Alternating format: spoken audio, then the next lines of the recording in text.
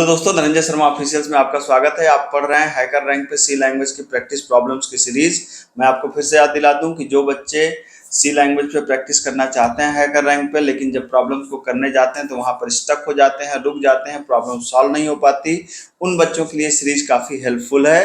तो अगर आप हैकर रैंक पे सी लैंग्वेज में अच्छे से स्टार गेन करना चाहते हैं तो आप इसको फॉलो करें।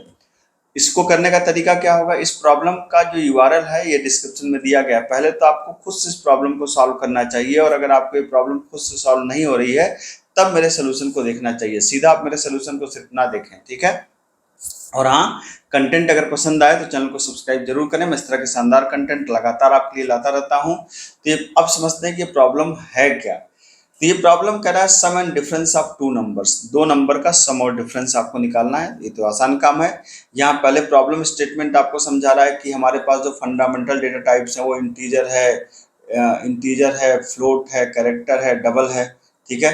तो इन्होंने बताया आपको कि ये फंडामेंटल डेटा टाइप्स हैं, ठीक है। आप प्रिंटफ यूज करते हैं इनको प्रिंट करने के लिए, और इनकी वैल्यू को कैसे प्रिंट करते हैं कि पहले लगाते हैं फॉर्मेट स्ट्रिंग और फिर यहाँ पे आर्गुमेंट लिस्ट यहाँ पे देते हैं प्रिंटफ के अंदर।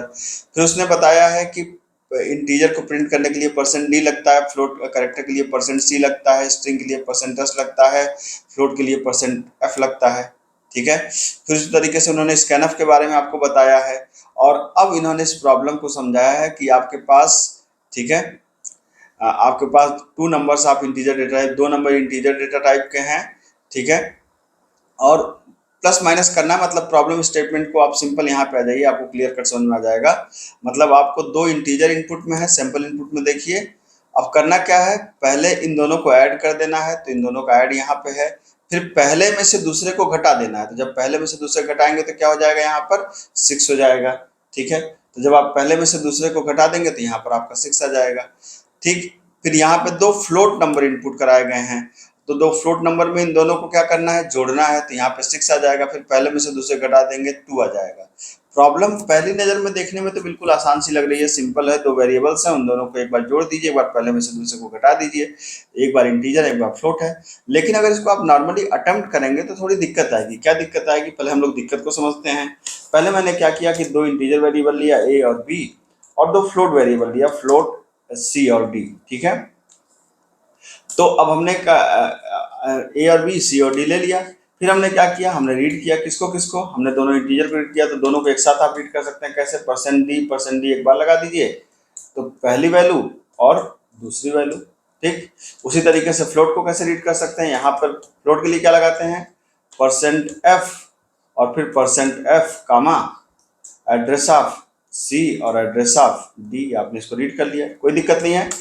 अब आपको क्या करना है, इन दोनों को एक बार जोड़ना है, एक बार घटाना है, तो प्रिंट ऑफ कर दिया आपने, कहा भाई प्रिंट करना है %d, थोड़ा सा गैप, फिर %d। पहली बार क्या करना है, दोनों को जोड़ना है, तो a प्लस b। फिर क्या करना है, पहले में से दूसरे को घटाना है, तो a माइनस b, ठीक।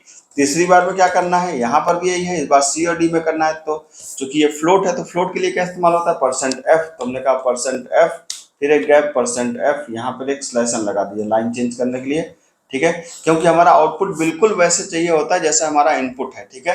तो अब क्या करेंगे आप, यहाँ पे आपने यहाँ पे लगा दिया c प्लस डी, एक बार c प्लस डी कर दिया आपने, और एक बार c माइनस डी कर दिया आपने, ठीक है।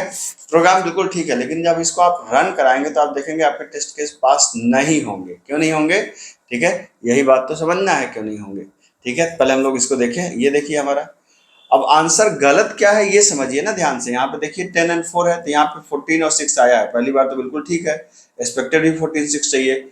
लेकिन अगर दूसरी बार आप देखें तो 6 पॉइंट, ये 6 बार 0 और 2.6 बार 0, जबकि आउटपुट में कहते हैं 6 पॉइंट एक बार 0 और 2 पॉइंट एक बार 0। मतलब ये जो दशमलव के बाद जो हमें डिजिट चाहिए वो सिर्फ एक डिजिट चाहिए, जबकि नॉर्मली वो कितने डिजिट देता है, 6 डिजिट देता है। अब इसको कैसे रोक सकते हैं आप बताइए। अगर आपको पता है तो वीडियो को पॉज करके कमेंट में लिखिए, और नहीं पता है तो मैं हूं यहाँ पे आपको बताने के लिए। इसके लिए क्या करते हैं, यहाँ पे लिखा जाता है दशमलव के बाद कितने अंक चाहिए, तो पॉइंट, जैसे एक अंक चाहिए तो 1, अगर 2 चाहिए होता तो .2 लिखते आप, ठीक है।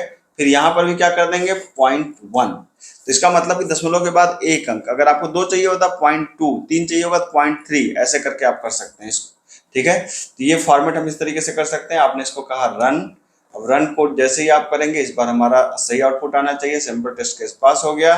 और अब आप इस प्रोग्राम को सबमिट करके अपने स्टार पाने की कड़ी में थोड़ा सा आगे बढ़ सकते हैं। सारे टेस्ट केस आपके पास हो गए और ये है आपका सोल्यूशन। कंटेंट पसंद आया तो कमेंट करके बताएं जरूर कि कैसा लगा। चैनल को सब्सक्राइब करें, वीडियो को लाइक करें, शेयर करें अपने दोस्तों के साथ। मिलता हूँ, थैंक यू सो मच।